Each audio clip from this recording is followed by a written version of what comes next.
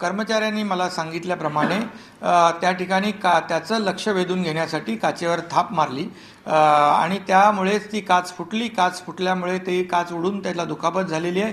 त्याला कुठल्याही परिस्थितीमध्ये मारहाण करण्याच्या उद्देशाने जाणीवपूर्वक अशा प्रकारचं कृत्य केलेलं नाही असं कर्मचाऱ्यांनी सांगितलं. सार्वजनिक बांधकाम मंत्री एकनाथ शिंदे अजूनही मान्य करायला तयार नाहीत की त्यांच्या सुरक्षा रक्षकाच्या मारहाणीत टोल नाका कर्मचाऱ्याची ही हालत झाली. मात्र बेडवर पडून असलेल्या या संदीप धोंगडे या टोल नाका कर्मचाऱ्याकडे पाहिलं की काय झालं असेल याची कल्पना निश्चितच येते. शिंदे यांच्या ताफ्यातील वाहनांना जाण्यासाठी स्वतंत्र रांग नसल्यामुळे संतापलेल्या मुजोर सुरक्षा रक्षकाने थेट केबिनची तोडफोड केली. उडालेल्या काचेमुळे संदीप धोंगडेची ही अवस्था झाली. माझं काम करत होतो ट्रॅफिकमध्ये आणि सायरनचा आवाज झाल्याच्यानंतर मागे त्यांच्या गाड्या आहेत. आम्हाला काही माहीत नव्हतं साहेब येणार आहे असं काही. त्याच्यामुळं आमचे कर्मचारी सायरनचा आवाज ऐकून त्यांच्या गाड्या काढायला निघून गेलेत. त्यांच्या गाड्या काढत होते. त्यांच्या काही गार्ड्स उतरले आणि ते कॅबिनजवळ मला एक गार्ड सांगत होता का मिनिस्टरची गाडी येते. मी म्हटलं काढतोय. तर दुसऱ्याने येऊन लगेच काचेवरती रट्टा मारला. काचेवरती मारल्याच्यानंतर ते काच उडून माझ्या डोळ्याच्या आणि इथं लागले. एकनाथ शिंदे आणि त्यांचा ताफा रात्री 1:30च्या सुमाराला नाशिकहून ठाण्याच्या दिशेने जात होता. रात्रीच्या वेळी 5 आणि 6 नंबरच्या दोनच लेन सुरू होत्या. त्यामुळे मंत्र्यांसाठी 6 नंबरच्या लेनमधून तात्काळ जागा करून देण्यात आली.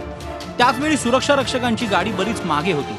तोपर्यंत पुन्हा वाहतूक सुरू झाल्याने बॉडीगार्डला वाहनांच्या रांगेत उभं राहण्याशिवाय पर्याय नव्हता. त्याच्यासाठी पर्यायी मार्गाची सोय करून देईपर्यंत देखील सुरक्षा रक्षकांना धीर नव्हता आणि त्यांनी टोल प्लाझाची तोडफोड केल्याची माहिती कर्मचारी देत आहेत. 2 लाईनी ह्या बाजूने बी चालू ठेवतो ट्रॅफिकमुळे. साहेबांची गाडी आम्ही ह्या बाजूला पास केली होती, पण एक गाडी मागून असली.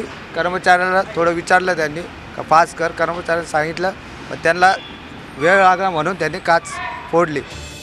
या घटनेनंतर टोल नाक्यावरील कर्मचारी प्रचंड दडपणाखाली दिसून येत आहेत. मंत्र्यांच्या गार्डने तोडफोड केल्याची माहिती जखमी कर्मचारी देत असून देखील अज्ञात व्यक्तीविरोधात तक्रार दाखल केल्याचं व्यवस्थापक सांगतायत.